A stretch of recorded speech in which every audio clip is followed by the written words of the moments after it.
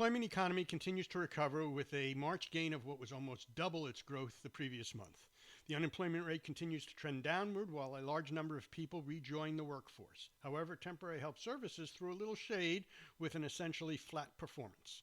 Hello, this is Bruce Steinberg of SteinbergEmploymentResearch.com reviewing March 2021 U.S. employment trends and developments.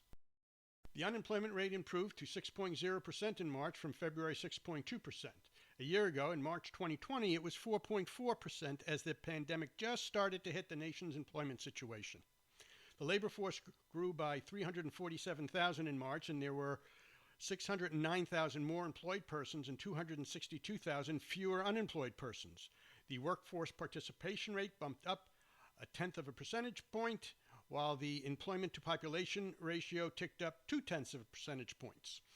Those considered not in the labor force declined by 263,000. Simply stated, more people are returning to the workforce and to jobs. The economy grew by 916,000 non-farm jobs in March compared to an increase of 468,000 in February. The private goods producing sector added an extraordinary 183,000 jobs in March after contracting by 44,000 in February. Manufacturing assembled 53,000 more jobs in March that followed bolting on 18,000 more in February. The construction sector added a few more floors of workers with the addition of 110 more jobs in March after removing 56,000 in February that was due either in part or totally to the weather. And mining and logging was able to bring 20,000 more jobs to the surface in March after cutting down 6,000 in February. The private service providing sector continued to post some big numbers with the addition of 597,000 more jobs in March after increasing by a similar 602,000 in February. The retail trade sector was again uncharacteristically steady in March with a gain of 22,500 jobs after adding 28,000 in February. The professional and business services sector continued to slow its roll a bit with an increase of 66,000 jobs in March that followed a gain of 78,000 in February after adding 90,000 in January. Computer systems design and related services continued to improve with the addition of 5,500 jobs in March, albeit at a slower pace compared to the 8,900 it added in February. The entire private education and health services sector added 101,000 jobs in March. Home healthcare services continued its recovery, but at a slower pace with 4,200 more jobs in March than February when it added 6,000 jobs. The leisure and hospitality sector's roller coaster continued to gain altitude with the gain of 280,000 jobs in March after adding 384,000 in February. The total number of government jobs was up 136,000 in March. The federal government was up 7,000 jobs.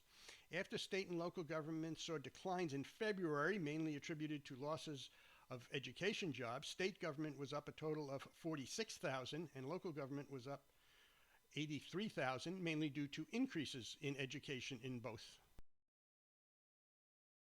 Temporary health services with a total of 2,769,300 jobs in March apparently took a breather with an essentially flat performance with a decline of 800 jobs or down 0.03% from February.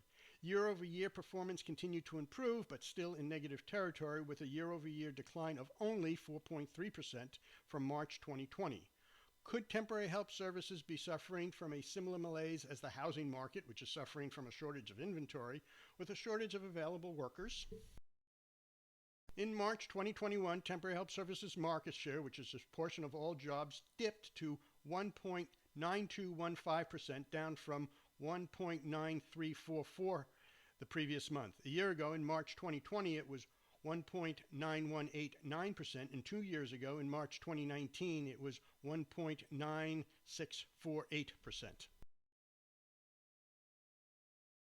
March has provided a very encouraging employment report. More people are either entering or more likely re-entering the workforce because they see their job prospects improving. And although average hourly wages were down 4 cents in March after rising 8 cents in February, that's probably not a bad thing. The explanation in Bureau of Labor Statistics government speak, quote, the large employment fluctuations over the past year, especially in industries with lower paid workers, complicate the analysis of recent trends in average hourly earnings, close quote. In plain English, due to the return of large numbers of lower skilled and hence lower wage jobs, average hourly wages trended downward. This has been Bruce Steinberg, and this is just a brief sample of the employment data and analysis we provide.